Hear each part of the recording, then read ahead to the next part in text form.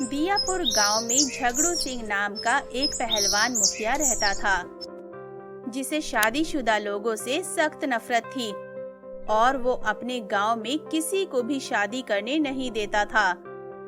एक दिन अरे आज मेरे मामा की शादी है, खूब जोर से डीजे बजाओ यारों, वॉल्यूम तेज करने में कोई कंजूसी ना रहे। देखो आज तो मैं सहबाला भी बना हूँ। तभी जैसे ही वो बारात झगड़ू के घर के सामने से गुजरती है, वो उस पर टूट पड़ता है। ए रिंकू, तुझे पता है ना कि मुझे कोई भी शोर शराबा नहीं पसंद है, फिर मेरे घर के सामने से बारात क्यों गुजार रहे हो? चलो भागो यहाँ से। तभी दूल्हा बना रामशरण बोलता है, मुखिया जी, मेरी दुल्हन माधवी के पास जाने के केवल यही रास्ता है। आप कहें तो मैं थोड़ी देर के लिए डीजे बंद कर देता हूँ, लेकिन बारात तो यहीं से गुजरेगी। क्या आप नहीं चाहते कि मेरा घर बसे? ये सुन झगड़ू गुस्से से आग बबूला हो जाता है।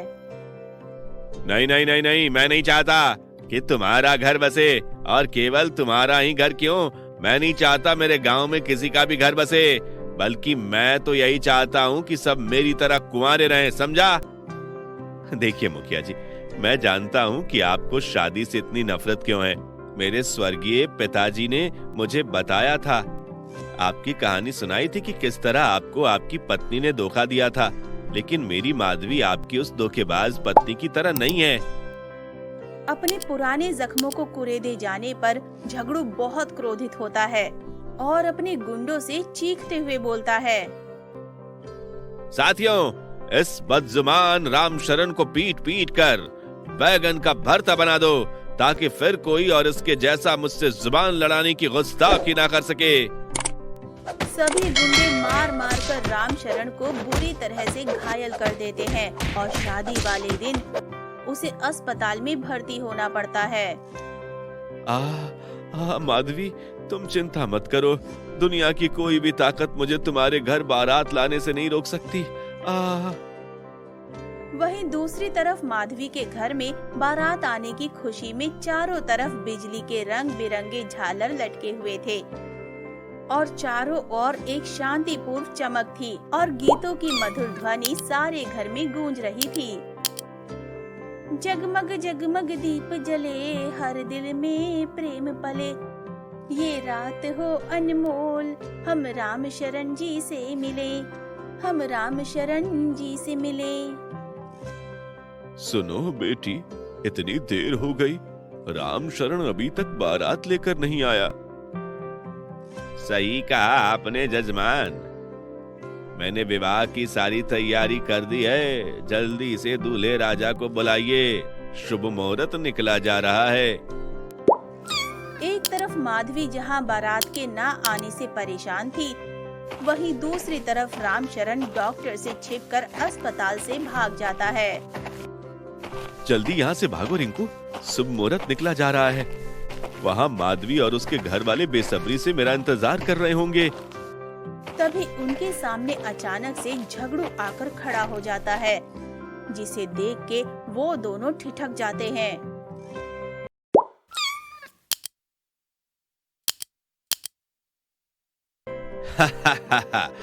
तुम दोनों तो वाकई बहुत बुद्धिमान हो बच्चे, क्या दिमाग लगाया है, लेकिन अफसोस तुम्हारा ये साथी शायद इसमें चूक गया और मुझे सब सच सच बता दिया। रामशरण झगड़ू के पीछे देखता है, जहां उसके गुंडे रामशरण की मां कावेरी को पकड़े हुए थे और उनकी मार के कारण वो बहुत घायल हो गई थी। मुझे माफ कर दो बेटा, मैं तुम्हारी उम्मीदों पर खरा नहीं उतर सकी। साथियों, इन दोनों गुस्ताखों को भी पकड़कर और मार मार कर इनका भरता बना दो, जिससे तुमने इस कावेरी का बनाया है। तभी झगड़ू के गुंडों ने कोड़े मार मार कर रामशरण और रिंकू का बहुत बुरा हाल कर दिया और उनके सारे शरीर से खून बहने लगता है। मुझे भी कुछ दिखाई नहीं दे रहा मामा, मेरी आंखों के सामने अंधेरा छा गया है। सबर कर रिंकू। सोनी महिवाल से लेकर ही रांझा तक लव मैरिज करने के लिए सबको इससे भी ज्यादा कष्ट उठाने पड़ते हैं। हम तो फिर भी उससे अच्छी स्थिति में हैं।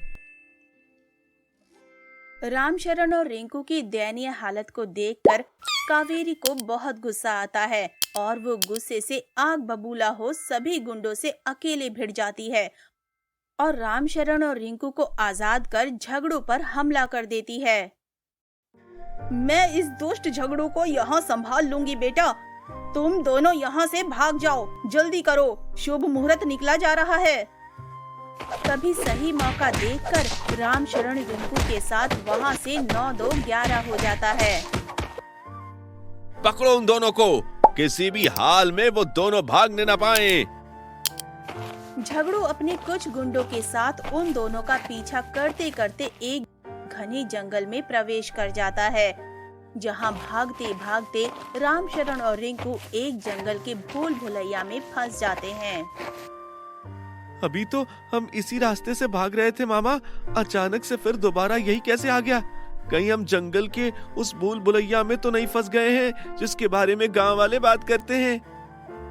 हाँ रिंकू, अब मुझे भी वही लग रहा है।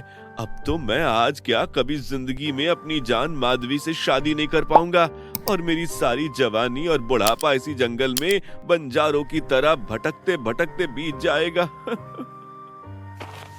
तभी एक रहस्यमय बूढ़ा व्यक्ति आता है और रामशरण और रिंकू को एक मोमबत्ती और सितारा देते हुए बोलता है, रो मत बच्चों, ये लो, ये जादुई मोमबत्ती, ये कभी नहीं बुझती, चाहे जितनी भी आंधी तूफान क्यों ना आ जाए।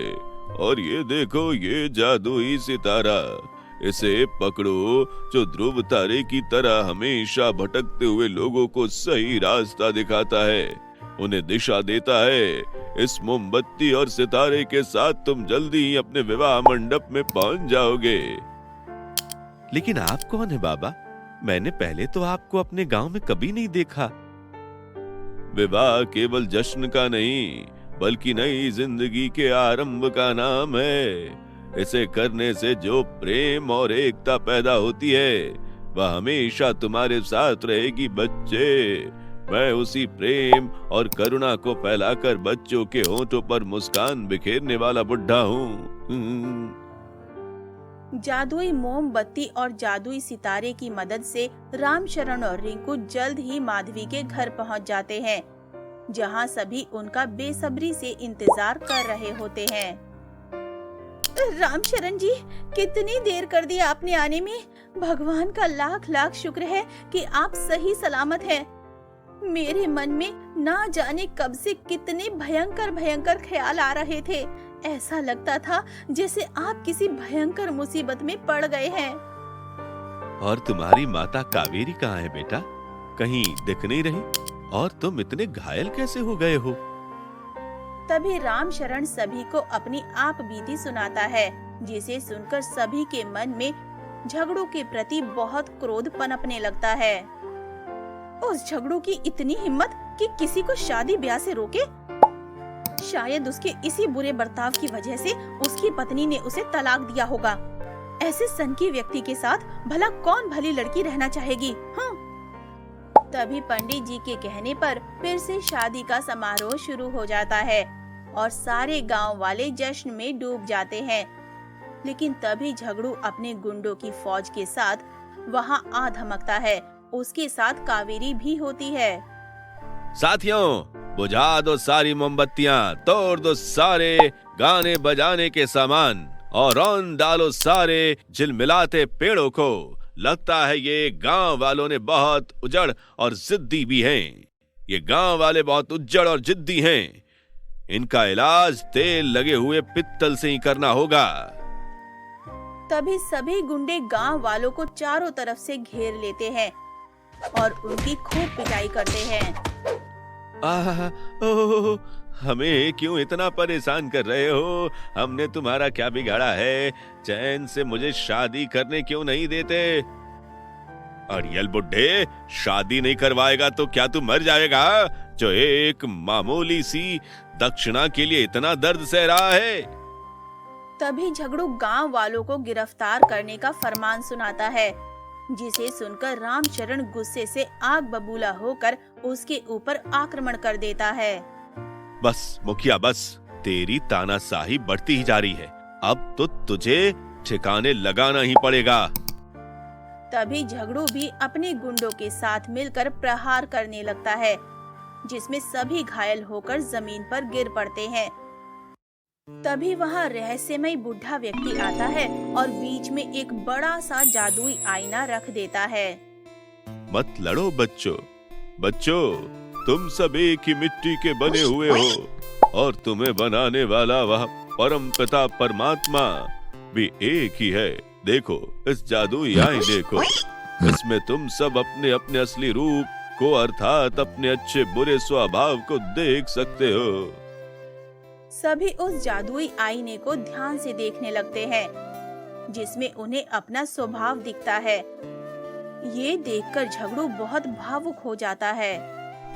देखो साथियों, जब मेरी नई नई शादी हुई थी तो मैं कितना खुश था, लेकिन धीरे धीरे मैं अपने जिद्दी स्वभाव के कारण अपनी प्यारी पत्नी को खो बैठा। सच कहूं तो इसमें उसकी नहीं बल्कि मेरी गलती थी, क्योंकि मैंने ये कभी एहसास ही नहीं किया कि सच्चा प्यार वह होता है जो हमें त्याग करने को सिखाता है, बुरी आदतों को त्याग और अपने घमंड को त्याग। सही कहा सरदार जी, जिस तरह हमारी जिंदगी का सबसे खुशनुमा पल बचपन होता, उसी तरह जीवन का सबसे खुशनुमा पल शादी होती है। आखिरकार झगड़ू अपनी जिद को छोड़ देता है और उस दिन के बाद से शादी विवाह से नफरत करने के बजाय लोगों की धूमधाम से शादी करवाता है और अपनी पत्नी से माफी मांगकर फिर से उसकी मांग भरता है। तो दोस्तों, अगर वीडियो आपको अच्छी लगी हो तो वीडियो को लाइक करें, कमेंट करें और हमारे चैनल को सब्सक्राइब करना मत भूलिएगा। मिलते हैं अगली वीडियो में, तब तक के लिए बाय बाय।